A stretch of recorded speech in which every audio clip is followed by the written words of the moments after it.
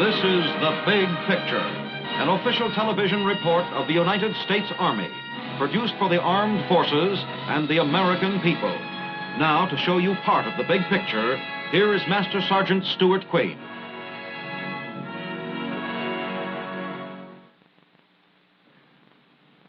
At 10:48 p.m. Eastern Standard Time on January 31st, 1958, the attention of the American people was focused on Cape Canaveral, Florida, as a giant rocket was catapulted toward outer space.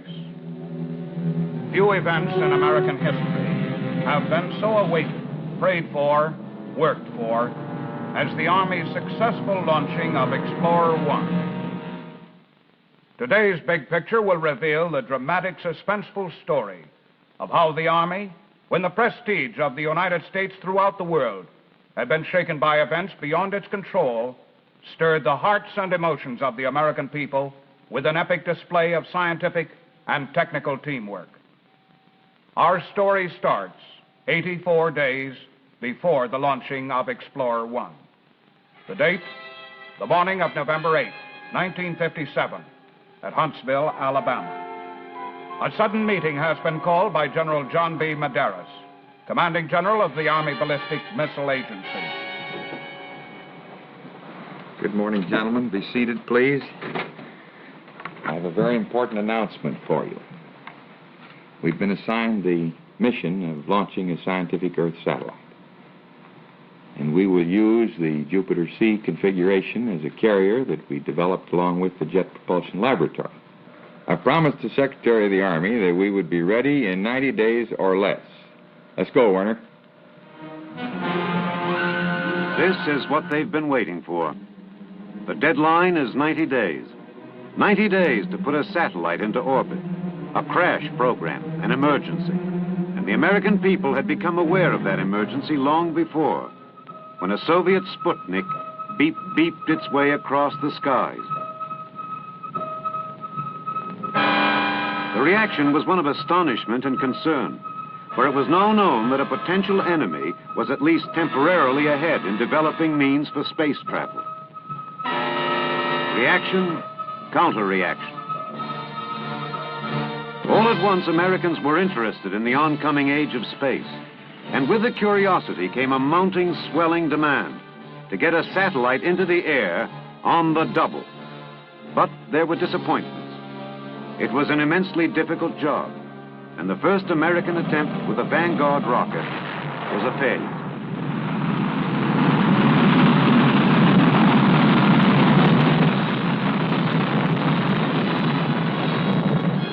And that was the background for the assignment to the Army Ballistic Missile Agency on November 8, 1957. Put a satellite into orbit within 90 days. There was no sense of panic, as the capability for doing the job had been ABMA's since 1954. ABMA was a crack team headed by old pros of the missile field. Dr. Wernher von Braun, director of the Development Operations Division, supervised over 3,000 scientists, engineers, and technicians with more years of practical experience than any similar group elsewhere. Long before a countdown starts at a launching pad, precise miniature replicas of the individual sections are made and subjected to numerous tests. And even the model work comes after a countless number of hours at the drafting tables. Each new experiment, each test means more knowledge, which may mean a change of design. There are often no precedents. It is creative work by creative men and women, absorbed in the fascinating problems of space flight. And it would be difficult to find a science which does not have something to contribute. Even as the research and design work, along with the incessant testing, goes on, the missiles take shape in the vast construction shops. In the development phase, no two missiles are alike. Each one contains changes and improvements on what has come before. All efforts are made to perfect the missiles quickly, but every day presents an obstacle course of unique problems. Even the welding, for example, involves special techniques needed to satisfy the very specific requirements of a missile. Now, added to the already numerous complications, the ABMA development team had the job of modifying an existing missile system for the purpose of achieving orbital capacity. The decision was passed down. Modify the Redstone ballistic missile, the Army's most powerful weapons carrier over a 200-mile range. Why the Redstone? It had proved itself again and again on the ABMA launching pads at Cape Canaveral, Florida.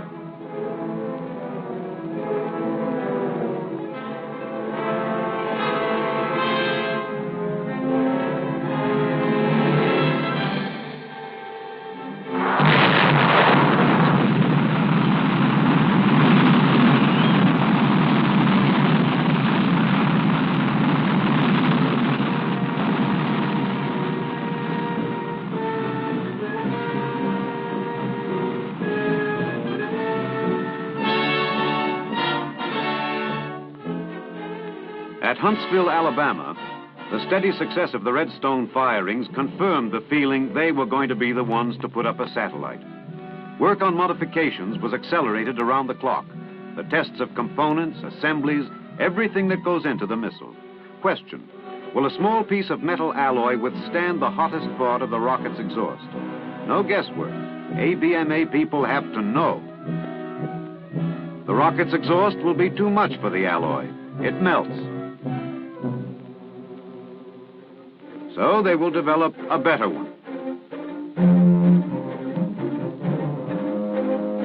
But the final test at ABMA, the big one, where the results of thousands of tests are checked out, is the static firing. Held firmly in place, its rocket engines filled with fuel, the assembled missile is studied during full-force firing. In the blockhouse sheathed in concrete where the operating controls and personnel are located, the countdown has started. A few seconds before firing, the water is turned on. 4,000 gallons a minute are required to cool the flame deflector of the test stand in this simulated flight, where the missile will stay right where she is. The countdown moves along to the fateful moment.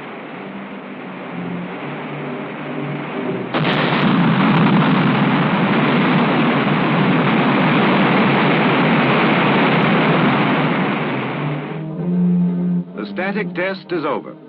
The rocket is taken down and dried out. A closer examination of the rocket by observer teams will determine how various parts withstood the static test firing. The static firing was successful, and the modified Redstone, which would serve as the first stage of the satellite-bearing rocket, was loaded aboard a plane.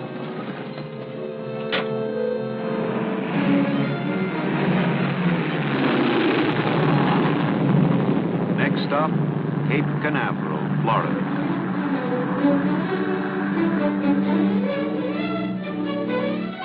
But meanwhile, far across the country at the Jet Propulsion Laboratory, a sprawling 80-acre research and development complex in Pasadena, California, scientists and engineers were racing toward the same deadline: 90 days to put a satellite into orbit.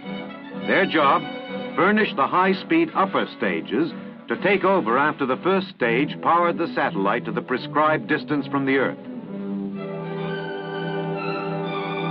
JPL also assembled the satellite and provided instrumentation to transmit the scientific data. When completed, the cylinder contained 2 transmitters, their battery power supplies, and instrumentation for transmitting data on cosmic rays, meteorite erosion, and temperature measurements. The data would be dispatched continuously by the 2 transmitters. Assembled, the satellite appears small, but if all went well, 7.5 minutes from the time the giant missile bearing it would leave the Earth, the cylinder would be hurtling independently through space at a little over 18,000 miles per hour. If all went well. The checkout on the JPL test stand went smoothly, but only the launching pad at Cape Canaveral, Florida, would tell the story. The date, Wednesday, 29 January 1958. 8 days before the deadline set down by General Medaris. On the morning of the 29th, the weather was not good. The prediction was for thunderstorms and unsatisfactory jet stream conditions aloft. A 24-hour postponement was decided upon. The hours passed with the rocket crews working swiftly, intensively. But there is a whole set of operations to be completed at least 24 hours before the countdown starts.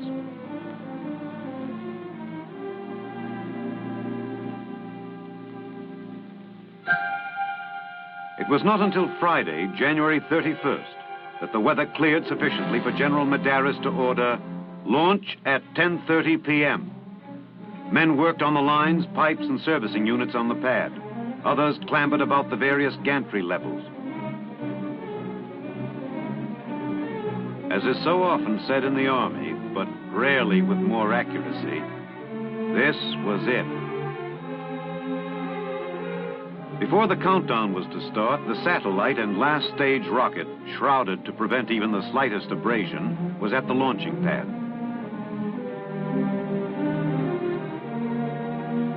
Dwarfed by the giant missile and the protective scaffold of the gantry, the payload, weighing 30.8 pounds, 80 inches in length, is raised toward the top, where it will be carefully fitted into place, like a glittering jewel in a luminous setting.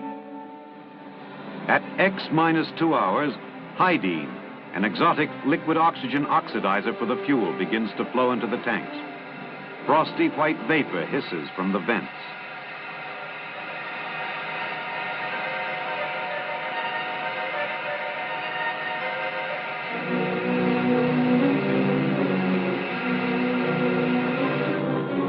Minutes click past relentlessly.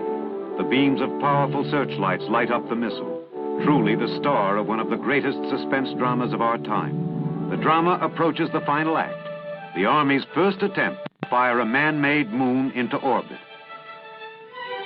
Time, late evening, Friday, January 31st, 1958, in a blockhouse at Canaveral.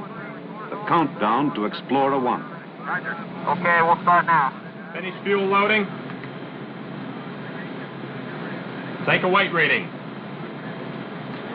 Okay. Check the utility room fuel vapors and notify the blockhouse when we're clear to start generators.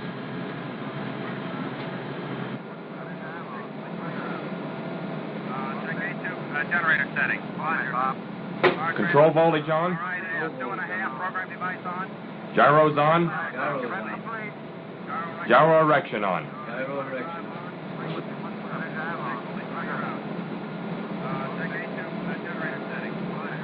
Check that launch loading has been completed.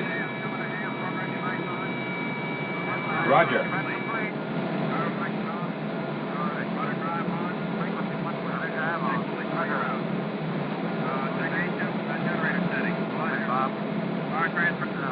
Connect assembly to igniters. Okay, tie down the leads. Roger, and install your protective tabs. Okay?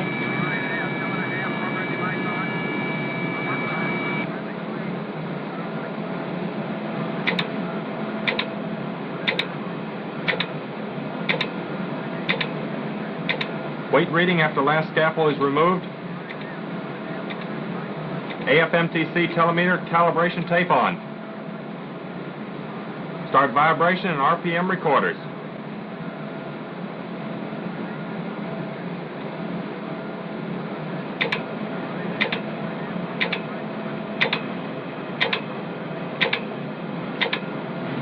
Check all operating lights and meters for proper operation. Fire panel check. Power panel okay? Control panel check. Control panel okay. Roger. Measuring panel check. Measuring panel okay. Roger. Cluster control panel check. Cluster control panel okay, Bob. Roger. Gyro erection off. Gyro erection off. Rudder drive on. Rudder drive on. Power transfer test on. Observe and record all voltages. Power transfer test on. Voltage okay. Power transfer off. Power transfer off. Cluster clear for launch? Clear to launch. Bob? Yeah. 021, deflection of jet main number 2. We've either got a relay kicking out or there's something dropping down on the jet main instantaneously here. Hold. Telemeter indicates that jet vane 2 is deflected. What do you want to do? Forget it. Okay, resume count. Okay, shall we go ahead, Jim? It looks like that. Roger. 50 seconds. 45 seconds, rudder drive on, destruct arm. Rudder drive on. Drive complete. All right, give me range safe, pad safety. Pad safety, range safe. I don't have it yet. Range safe. Range safe. Minus. ATL telemetry recording on. Telemeter recording on.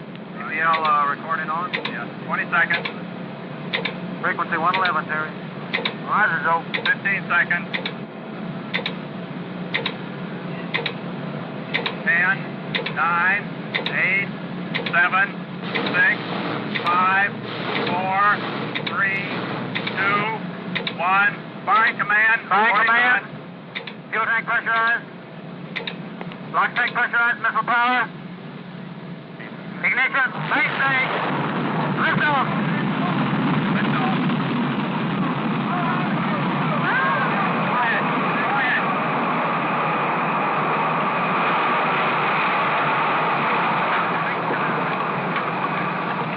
Thanks, Commander.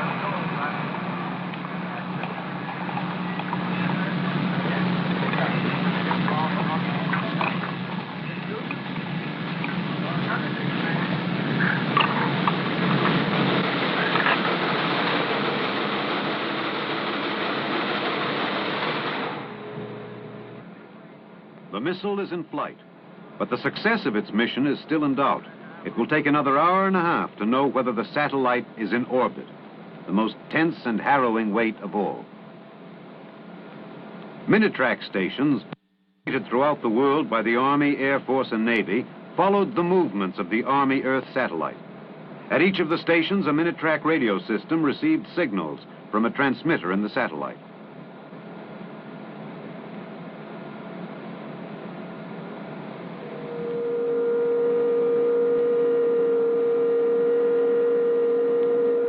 About midnight, not far from the now empty launching pad, General Medaris finally called his assistant, Colonel Leonard Orman. Hello, Len. You can send this off to the Secretary. That our satellite is definitely on orbit.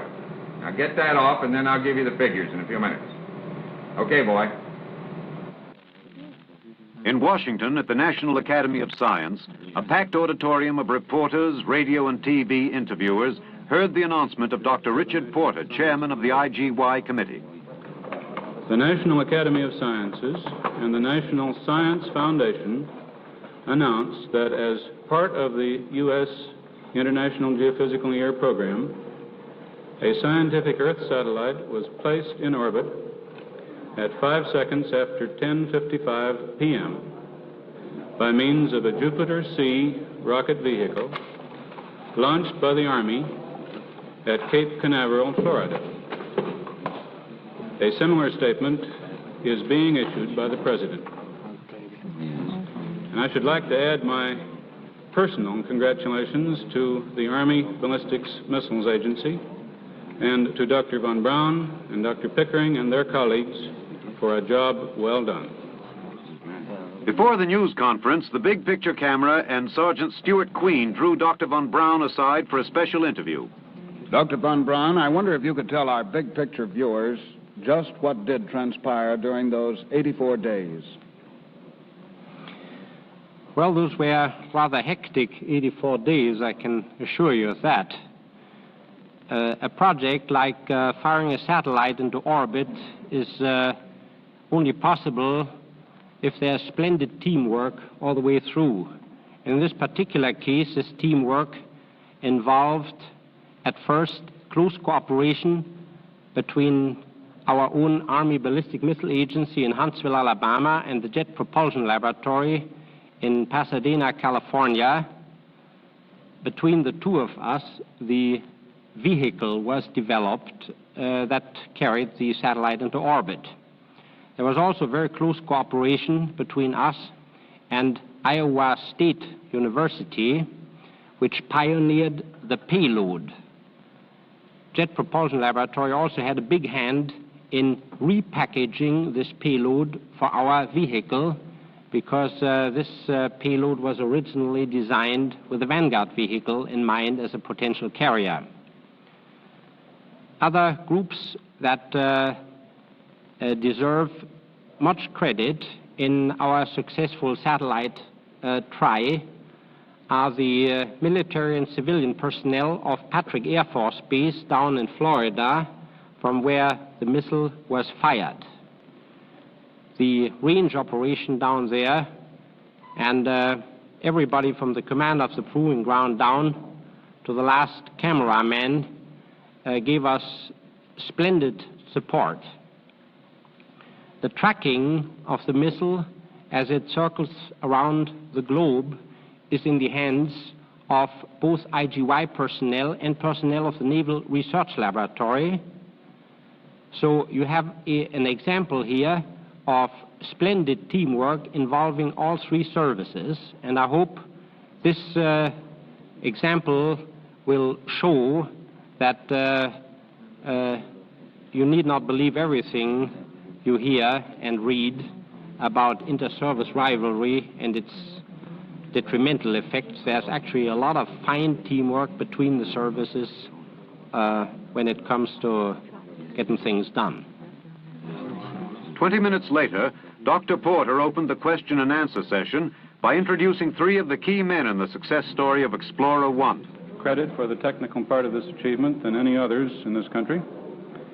First, Dr. Wernher von Braun, Director for Development, Operations of the Army Ballistic Missile Agency. Dr. von Braun, would you rise, please? Dr. James A. Van Allen, Head of the Physics Department of the State University of Iowa, who is Chairman of the Working Group on Internal Instrumentation of the Panel for the Earth Satellite Program. Dr. Van Allen.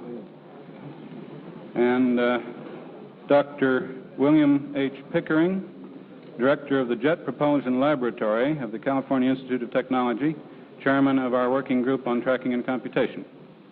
These three gentlemen have all had a direct and important part in this achievement.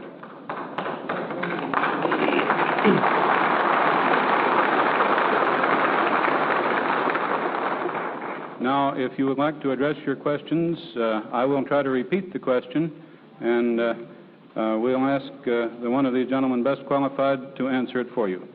How many stages in the device? Dr. von Braun, how many stages in the device? We have a total of 4 stages. The first stage is an elongated redstone missile. Will you kindly show it, Bill? An elongated redstone missile with extra long tanks and a special fuel combination, which burns for approximately 140 seconds, 145 seconds. After cutoff, immediately after cutoff, we separate the front portion of this missile, the so-called instrument compartment, from the tank section. This instrument compartment is equipped with a special attitude control system, as we call it, that aligns this portion, including this spinning launcher in the nose, into an exactly horizontal position. Once this nose section with the spinning cluster configuration in the nose goes through the apex of the trajectory, the top stages are fired. And there are 3 solid rocket stages in the top. So it's a 4-stage vehicle. How does this altitude compare with the Sputniks? This is somewhat greater than the altitude of either Sputnik 1 or Sputnik 2. The question is, has any form of life been placed in the satellite? I think I could answer that one almost myself. Not intentionally. Maybe we have a Florida cockroach inside, we don't know. Everybody welcomed the touches of humor, for it was, after all, an hour of jubilation. just one more, came the inevitable plea from the photographers. And exhausted as they were, the trio obliged with what was to be the page one spread in newspapers all over the world. In plain language, the United States was in the space business along with the Russians, and Explorer 1 was the beginning. Just under 2 months after Explorer 1 was put into orbit, and close on the heels of a successful firing of the Navy's Vanguard, a launching pad at Canaveral awaited another Army satellite, Explorer 3.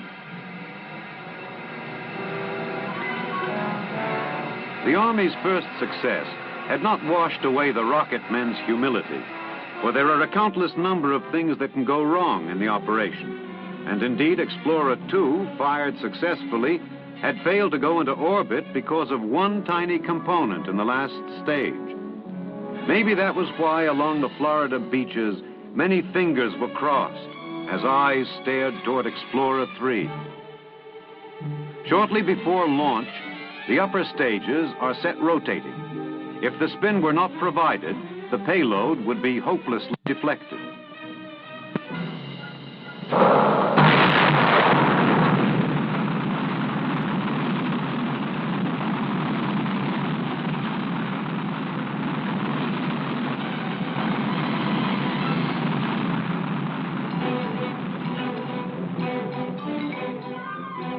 Explorer 3 was reported in orbit.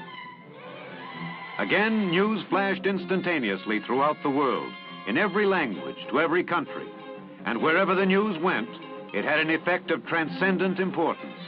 The scientific and technical prestige of the United States was enhanced. People everywhere knew the free world would not be left behind in the all-important race toward outer space.